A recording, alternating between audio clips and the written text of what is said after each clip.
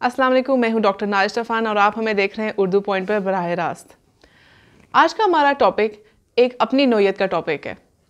भारत हमेशा से पाकिस्तान पे इस तरह के इल्ज़ाम लगाता है जैसे कि टेररिस्ट हम लोग हैं, जबकि इट इज़ दी ऑपोजिट, हम सफ़रर्स हैं and the world knows it कि हिस्ट्री में ये बात सुनहरे हरूफ में लिखी गई है कि जितना हमारे ऊपर दहशतगर्दी हुई है और जितना हम लोगों ने कुर्बानियाँ दी हैं वो सारी दुनिया गवाह है। मेरे साथ आज मौजूद हैं एक शहीद की बेटी डॉक्टर लुज़ीना शुएब। जी डॉक्टर लुज़ीना, कैसी हैं आप? अस्सलाम वालेकुम जी। बहुत बहुत शुक्रिया आप हमारे शो पर आई। एक शहीद की बेटी होना कैसा महसूस करती हैं? एक शहीद की बेटी होना काबिल फ़ख्र है। इतना ज़्यादा कि मैं आपको बता नहीं सकती। हैविंग सेड दैट कि उनकी एब्सेंस एक ऑब्वियसली नेचुरल बात है कि फ़िज़िकल एब्सेंस आप फील करते हैं, लेकिन जो शहीद का रुतबा आप लेते हैं और उसकी बेटी होने को आप कैरी करते हैं, उस कैरी करने में और वो एक ऐसे लगता है कि जैसे अगर मैं वर्ल्डली बात करूं कि आपने जैसे सोने का ताज अपने सर पे सजाया हुआ है हीरों के साथ, एक इस तरह की फीलिंग आपको होती है। ज़बरदस्त। परेड लेन का वाक़या ज़रा उसको थोड़ा ब्रीफ में आप बताएंगी, क्या हुआ था उस दिन? 2 लफ्ज़ों में बताऊंगी।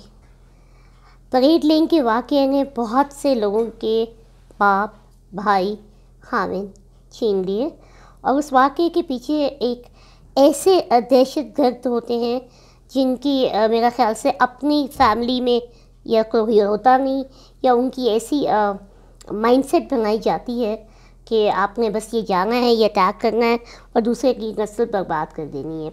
और ये इंसर्जेंसी जो है ये हमेशा हमारे हमसाए ममालिक मुल्क में से आती है।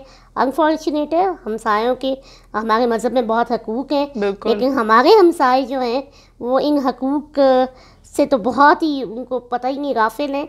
उनको ये भी नहीं पता कि अच्छे हकूक़ भी होंगे, तो वो इंसर्जेंसी के अंदर बहुत हैं कि उनको पता है कि उन्हें पैसे दे के लोग भिजवाने हैं और इस तरह के लोगों, इस तरह की बेटियों को, इस तरह की मतलब बीवियों को, माँओं को, उनके लाल, उनके बाप, उनके मतलब जो एक मेल डोमिनेंस हमारी जो ज़रूरत है लोगों को, उनसे उनको हटा देना है। This is very unfortunate. True Indeed. इस चीज़ को हमारे नाजरीन ज़ेर गौर रखें कि हमारे साथ मौजूद है वो बेटी जो कि अपने फादर पे डिपेंडेंट थी, ना सिर्फ इमोशनली, फाइनेंशली, बल्कि फ़िज़िकली भी। डॉक्टर लुज़ीना, आप थोड़ा सा अपने बारे में बताएं, क्या कंडीशन है, क्या चीज़ आपको डिजीज़ है, थोड़ा इसके बारे में आप बताएं और किस तरह आप लेके चली और आप डॉक्टर माशाल्लाह। ये बहुत कठिन सफ़र है और स्पेशली ये 9 साल जो कि एक दहशतगर्दी की नज़र हुए मेरे फादर के बाद।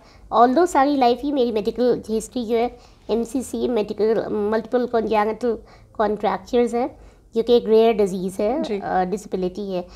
अब आपको पता है हम एक माइंडसेट के साथ होते हैं डिसेबल्स के साथ कि ये तो डिसेबल है, ये तो बेचारा माजूर है, इसके साथ तो मतलब बेचारगी का एक एलिमेंट होता है और कुछ नहीं होता। लेकिन अगर आप कुछ ठान लें और अपने पेरेंट्स की स्ट्रॉन्ग ग्रूमिंग हो, अल्लाह ताला के अंदर आपका बहुत स्ट्रॉन्ग फेथ हो, तो फिर आप यकीनन अपने हदफ जो सेट करते हैं, माइलस्टोन्स, उन तक पहुंच जाते हैं। हाँ, किस तरह पहुंचते हैं, कैसे पहुंचते हैं, वो एक दुश्वार गुजार तो बहुत छोटा लफ्ज़ है, एक कांटों भरा सफ़र होता है जो हमें एक मुआशरा भी देता है, कुछ अपने देते हैं, कुछ पराए देते हैं, एक मिक्स सा मिंगल सा मुआशरा होता है। उसमें बीच में हमें मिड वे ढूंढना पड़ता है, अपनी गैलेक्सी खुद बनानी पड़ती है। बिल्कुल।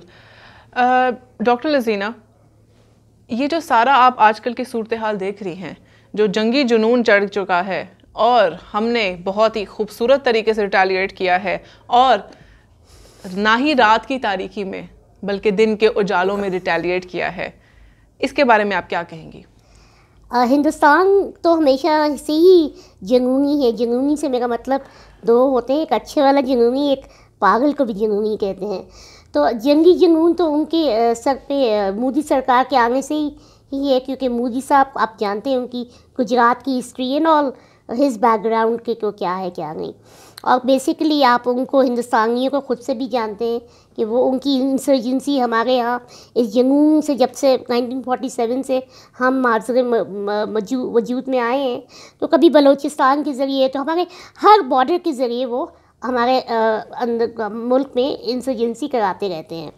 ये जंगी जुनून कोई आज की पैदावार नहीं है, लेकिन अब क्योंकि वक्त उनका इलेक्शन टाइम है, वो कश्मीर से नज़र हटाना चाहते हैं, वो अपने बाकी 7 सूबों से नज़र हटाना चाहते हैं और अपने आप को एक फोकस तरीके से यहाँ लाना चाहते हैं। रात का अंधेरा में काम हमेशा वो कोई करते हैं, चाहे वो जंगी जुनून हो या कोई और काम हो जो गलत काम होता है, जो कि नॉट फेयर होता बिल्कुल, है बिल्कुल। डीलिंग, और उसका जवाब जो लोग दिन के उजाले में देते हैं वो फेयर डीलिंग होती बिल्कुल, है। बिल्कुल। यानी कि हमने अपना डिफेंस किया, that was fair enough with us. True. रात के अंधेरे में उन्होंने हमें स्टैब किया, बिल्कुल। हमने अपना डिफेंस करके उनको दिन के उजाले में जवाब दिया। बिल्कुल।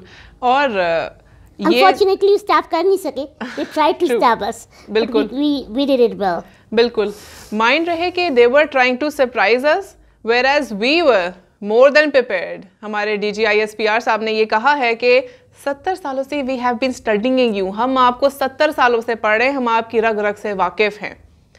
इससे ये एक बहुत स्ट्रॉन्ग स्टेटमेंट है। We are always prepared for them। They're shocked now। They are shocked and it's time that they study us now।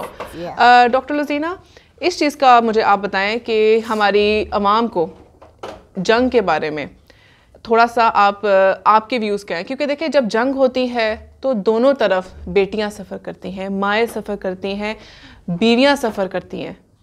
इस सब के बारे में क्या ये जंग इस तरह चलनी चाहिए? हमारे प्राइम मिनिस्टर ने बहुत खूबसूरत बात की कि हम अभी भी डायलॉग करके इस बात को ख़त्म करना चाहते हैं। This is a very important thing कि हम एक पीस लविंग नेशन है। तो इस चीज़ के बारे में आप हमें ज़रा मैसेज दें हमारी आवाम को कि व्हाट डू यू थिंक? देखिए जी, हमारा मज़हब भी जो है ना वो सुलह ज़ैबिया और ये सारी चीज़ें, हमारे मज़हब भी अमन पसंद, इस्लाम इज़ ओनली रिलीजन जो अमन सिखाता है। बिल्कुल। ठीक है, जंग या इस वक्त ये डिफेंस जो हमने भी अभी किया, हमने सेल्फ डिफेंस किया। बिल्कुल। Self defence is something else. बिल्कुल। लेकिन हम कभी भी नहीं, बीइंग एटॉमिक पावर, वो भी एटॉमिक पावर है, हम भी एटॉमिक पावर है। बिल्कुल। लेकिन कोई भी जी शऊर मुल्क या जी शऊर हुकूमतें जो है वो जंग नहीं चाहती। बिल्कुल। क्योंकि जंग के नतीजे जो हैं वो अच्छे नहीं होते, हौलनाक नतीजे होते हैं और एक तबाही का आप दहाने पे खड़े हो जाते हैं। जी बिल्कुल। तो हर चीज़ का जो हल है that is a table talk, dialogue करें। तमाम मसाइल बात करने से हल हो सकते हैं और उसी की तरफ रहना चाहिए। अमन और अमान से ज़िंदगी गुजारें, यही this is the need of time.